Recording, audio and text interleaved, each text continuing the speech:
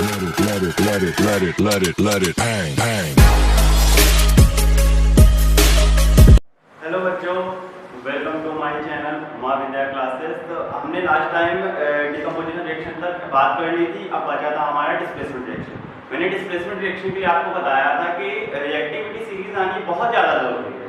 तो सबसे पहले बात कर लेते हैं डिस्प्लेसमेंट रिएक्शन होता क्या है, देन हम बात करेंगे रिएक्टिविटी सीरीज क्या होती है और रिएक्टिविटी सीरीज का क्या रोल है ऐसा कि हमें डिस्प्लेसमेंट रिएक्शन के लिए रिएक्टिविटी सीरीज याद होनी चाहिए। तो पहले देख लेते हैं डिस्प्लेसमेंट रिएक्शन।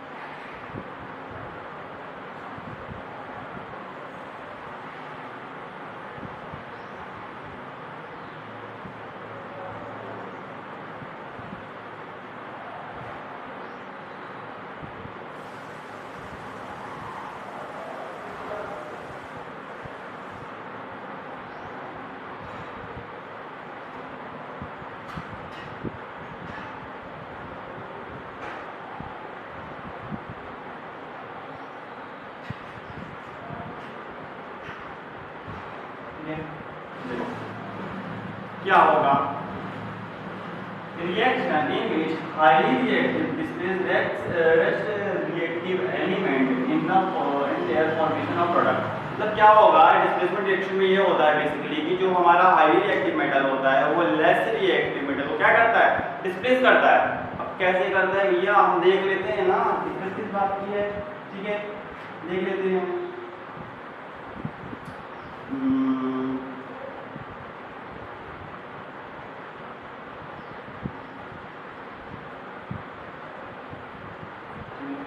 बात करें इसकी, ये नहीं होगा।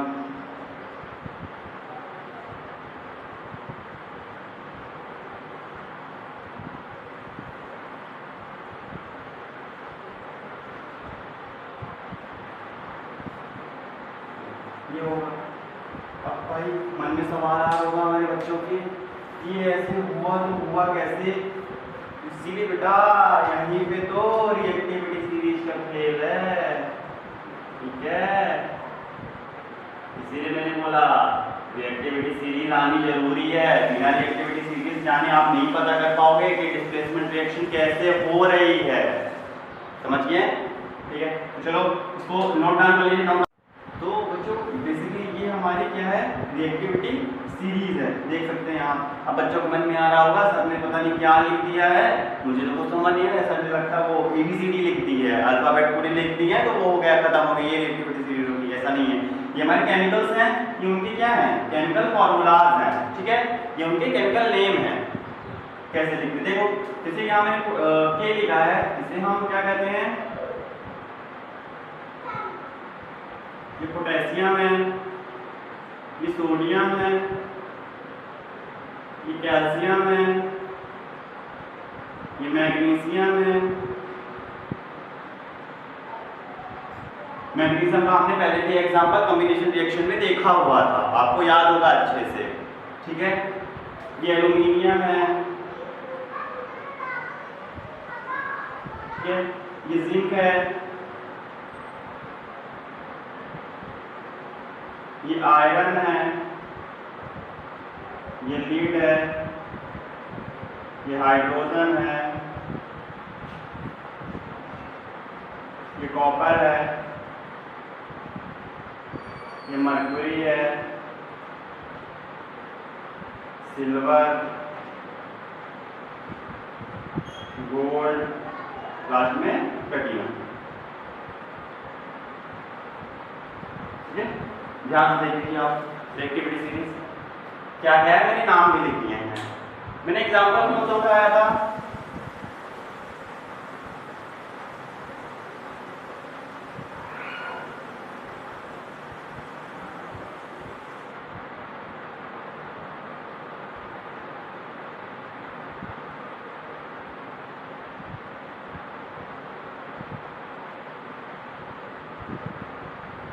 देखो ये एग्जांपल मैंने उठाया था, मैंने ऐसा क्यों किया था, यहाँ पे मैंने कोई प्रोडक्ट की फॉर्मेशन नहीं हुई, बट यहाँ पे भी ऐसा क्या है, रीजन क्या है इसका। तो तुम ध्यान से देखोगे यहाँ पे हमारा कॉपर है और यहाँ पे आयरन है, ठीक है, तो ये इसको डिस्प्लेस नहीं कर पाया।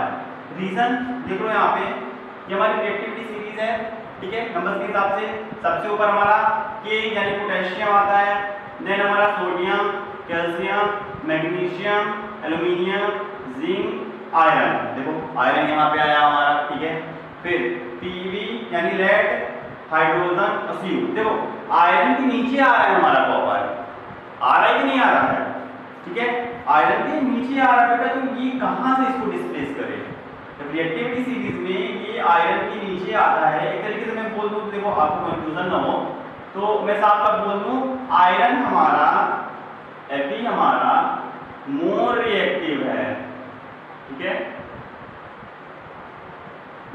किससे, कॉपर से, ठीक है, आयरन हमारा मोर रिएक्टिव है कॉपर से। अगर इसकी प्रॉब्लम हो रही तो सिंपल वर्डों में भैया जिसकी मैथ्स अच्छी होगी तो उसको जल्दी समझ में आएगा, ठीक है, आयरन हमारा ज्यादा रिएक्टिव है कॉपर से। देखो अब समझ में आ गया कि नहीं आ गया, तो ये रीजन यहाँ पे देखो, जैसे COSO4 था, Fe था, तो इसने क्या किया, इसको डिस्प्लेस किया, इसने डिस्प्लेस किया तो हमारा क्या बना, आयरन सल्फेट और कॉपर हमें मिल गया, ठीक है। देख लो ध्यान से बच्चों, अब आई थिंक आपके डाउट्स क्लियर हो गए होंगे, अगर डाउट हो गया होगा तो आप कमेंट सेक्शन में हमें बता सकते हैं, हम आपके डाउट्स क्लियर करेंगे। देख लीजिए यहाँ पे अब ये हो गया है, तो अब हम आगे चलते हैं, अब आगे हम बात करेंगे डबल डिस्प्लेसमेंट रिएक्शन की, ठीक है।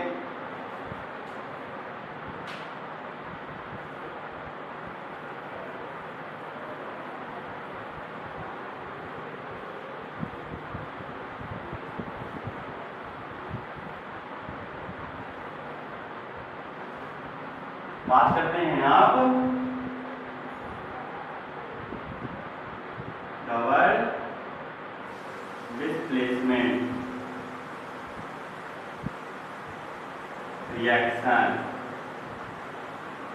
ठीक है, इसकी बात करते हैं भैया। अब ये क्या होता है, हमने डिस्प्लेसमेंट तो पढ़ लिया था, यहाँ डबल, देखो वहां पे क्या हो रहा था, हमारा डिस्प्लेसमेंट हो रहा था, ठीक है, तो तुम कहोगे यहाँ पे भैया दो रिएक्टेंट के बीच में डबल डिस्प्लेसमेंट होगा, मतलब दो बार डिस्प्लेस होगा, ऐसा नहीं है। देखो यहाँ पे क्या होता है, इसका मतलब सीधे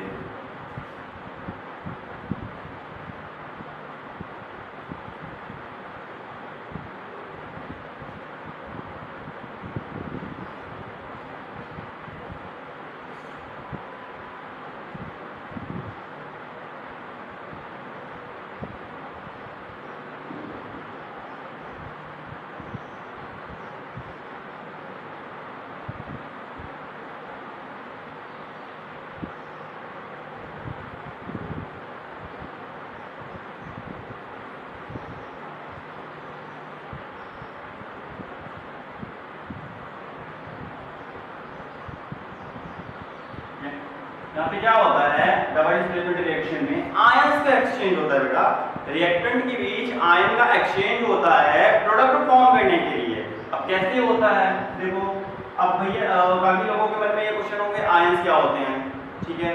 देखो क्या होता है, कोई भी हमारा कंपाउंड होता है, लाइक Na हो गया और हम Cl ले लेते हैं, ठीक है, आयन देखो इनका, इसका एटॉमिक नंबर 11 होता है और इसका 17 होता है, ठीक है। ऑक्टेट रूल जिसको पता होगा, ऑक्टेट रूल ये कहता है हमारा कि किसी भी एलिमेंट के लास्ट ऑर्बिटल में 8 इलेक्ट्रॉन्स होने चाहिए, ठीक है, तो इसके लास्ट ऑर्बिटल में, ठीक है, लास्ट ऑर्बिटल में 1 इलेक्ट्रॉन होता है और इसके में 7, ठीक है, तो नहीं ऐसे नहीं समझिए आप, ऐसे समझिए, इसका इलेक्ट्रॉनिक कंफिगरेशन 2 8 1 होगा, इसका 2 8 7, ठीक है, ये रहेगा इलेक्ट्रॉनिक कंफिगरेशन। तो ये अगर इसको एक दे देगा तो इसके भी लास्ट ऑर्बिटल में 8 इलेक्ट्रॉन हो जाएंगे और ये एक ले लेगा, इसके लिए भी 8 हो जाएंगे। इसके बारे में डीपली हम आगे चल के पढ़ेंगे, ठीक है, अभी आप कितना समझ लीजिए। तो क्या करेगा, एक इसको दे देगा देखिए इसके भी लास्ट ऑर्बिटल में 8 इलेक्ट्रॉन हो जाएंगे, जब इसको 1 दे देगा तो 7 में, तो ये भी 8 हो जाएगा। इसके भी लास्ट ऑर्बिटल में 8 इलेक्ट्रॉन हो गए, इसका भी ऑक्टेट कंप्लीट हो गया। हो गया। तो क्या होगा, जो इलेक्ट्रॉन देगा वो हमेशा प्लस चार्ज बनाता है, जो इलेक्ट्रॉन लेता है वो हमारा माइनस चार्ज बनाता है। ठीक है, अब ऐसे ही हमने चार्ज बना लिया, ऐसे चार्ज बना लिया मतलब ये आयंस हो गए। अब समझ गए आप, क्लियर हुआ, क्रिस्टल क्लियर बिल्कुल। क्या तो एग्जांपल की बात करें, Na2SO4 प्लस BaCl2 ये कर लेते हैं। तो आप इस पे देखेंगे BaSO4 प्लस 2NaCl, देखो बैलेंस है हमारा कि नहीं है। बैलेंस ही हमने पढ़ी थी कॉम्बिनेशन रिएक्शन के पहले। किसी भी अगर कोई भी कंपाउंड या एलिमेंट क्या होता है, हमारा बैलेंस नहीं होता है तो अनस्टेबल होता है। यहाँ पे देखो बैलेंस है 2 था, हाँ 2 है CSO4, देखो बैलेंस है हमारा। इनके बीच क्या हुआ है, एक्सचेंज ऑफ आयंस हुआ। मैंने बताया था Na और Cl का मैंने पहले भी लिया हुआ था। ये हमारा प्लस में है, ये माइनस में है, ये हमारा प्लस में है, ये हमारा माइनस में है। हमने पहले भी इस पे बात कर ली है, आपको समझ में आ गया होगा। देखो बेटा, जो इसमें हमारा NaCl बनेगा ये प्रेसिपिटेट होगा। बात आ रही है प्रेसिपिटेट क्या है। ठीक है, ऐसी रिएक्शन जिसमें हमारा इनसोल्यूबल सॉल्यूट फॉर्मेट हो वो होता है प्रेसिपिटेशन रिएक्शन। ये जो एरो डाउन साइड है ये प्रेसिपिटेट को शो करता है, जो एरो नीचे साइड है ये किसको शो करता है, प्रेसिपिटेट को शो करता है।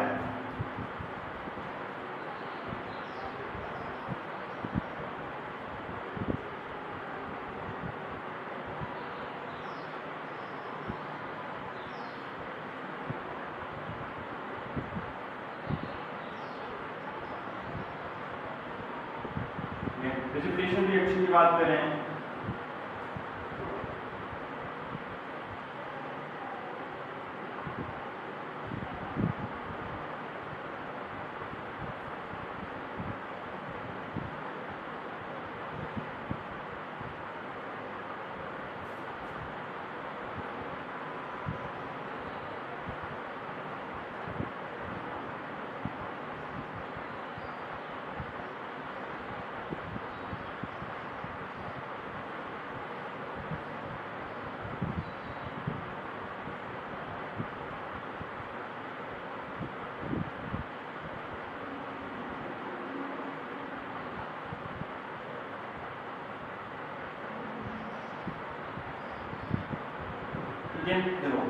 in reaction white precipitate or insoluble salt are formed, it is called precipitation reaction। ठीक है, ये लिखूंगे सॉरी बच्चों।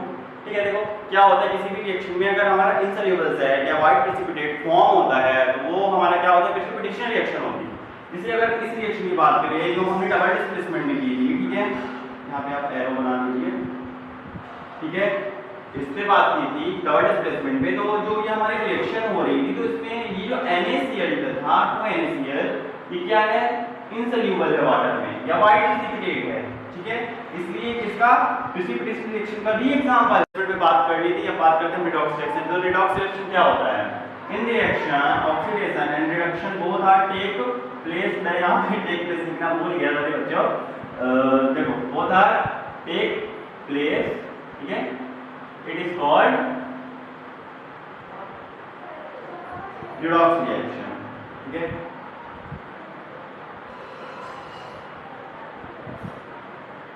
भैया समझ में आ रहा होगा। तो ऑक्सीडेशन रिडक्शन हमने पहले भी पढ़ा है, पर दोनों साथ में कैसे होंगे, ठीक है, मैं बताता हूँ। देखो एक सिंपल चीज मैं आपको बता देना चाहूंगा, ऑक्सीडेशन और रिडक्शन, एक बात आप हमेशा याद रखिएगा, पहले तो आपने पढ़ा होगा ऑक्सीडेशन होता है gain of oxygen and loss of hydrogen, और रिडक्शन में आपने पढ़ा होगा gain of hydrogen and loss of oxygen. ठीक है, बट अब आप लोग सिर्फ इतना याद रखिएगा, ऑक्सीडेशन होता है सिर्फ गेन ऑफ ऑक्सीजन, ऑक्सीजन, ये मैंने O2 लिख दिया है, ठीक है। और रिडक्शन होता है गेन ऑफ हाइड्रोजन। व्हाटएवर, यहाँ इससे मतलब नहीं है कि ऑक्सीडेशन में अगर हाइड्रोजन का लॉस नहीं हो रहा तो ऑक्सीडेशन वहां पे नहीं हो रही है। बस वहां पे अगर गेन ऑफ ऑक्सीजन हो रहा है मतलब वहां पे हमारा क्या हो रहा है, ऑक्सीडेशन हो रहा है। और रिडक्शन की बात करें तो रिडक्शन में अगर आप गेन ऑफ हाइड्रोजन हो रहा है मतलब वहां रिडक्शन हो रहा है। व्हाटएवर, इससे मतलब नहीं है हमें कि वहां पे ऑक्सीजन का रिडक्शन हो रहा है कि नहीं, कि ऑक्सीजन वहां से रिड्यूस हो रहा है कि नहीं, इससे हमें मतलब नहीं है, ठीक है। तो एग्जांपल देख लेते हैं रिडॉक्स रिएक्शन का। CuO प्लस H2, ठीक है, Cu प्लस H2 ये बना हमारा, ये हीट की प्रेजेंस में होगा हमारा, ठीक है, हीट की प्रेजेंस में, समझ में आ गया। अब देखो यहाँ पे अब रिडॉक्स रिएक्शन मैंने बात की थी, रिडॉक्स रिएक्शन में ऑक्सीडेशन रिडक्शन दोनों हो रहे हैं। अब तुम्हारे मन में आ जाएगा बच्चा लोग यहाँ पे कहाँ दोनों हो रहा है, रिडक्शन तो दिख रहा है ऑक्सीडेशन नहीं दिख रहा है, ठीक है। देखो इधर अगर यहाँ पे तुम ध्यान से देखो तो जो हमारा Cu है वो रिड्यूस्ड हो रहा है, ठीक है। नहीं, जो हमारा कॉपर है, पहले हाइड्रोजन की बात करते हैं, जो हमारा हाइड्रोजन है उसमें गेन ऑफ ऑक्सीजन हो रहा है, ठीक है। तो क्या हो रहा है, वो ऑक्सीडाइज हो रहा है। और ये क्या हो रहा है, Cu क्या हो रहा है, रिड्यूस हो रहा है। क्यों? क्योंकि इसमें ऑक्सीजन का लॉस हो रहा है, इसमें ऑक्सीडेशन हो रहा है, इसमें रिडक्शन हो रहा है, ठीक है। इसमें ऑक्सीडेशन हो रहा है हमारा और इसमें रिडक्शन हो रहा है। देखो ऑक्सीजन क्या हुआ, यहां से निकला, इसमें क्या हुआ, अटैच हो गया, मतलब ऑक्सीजन इसमें अटैच हो तो क्या हुआ, ये हमारा ऑक्सीडाइज हो रहा है, ऑक्सीडेशन यहाँ पे हो रही है। और इससे ऑक्सीजन निकला तो मतलब क्या हुआ, ये रिड्यूस हो रहा है।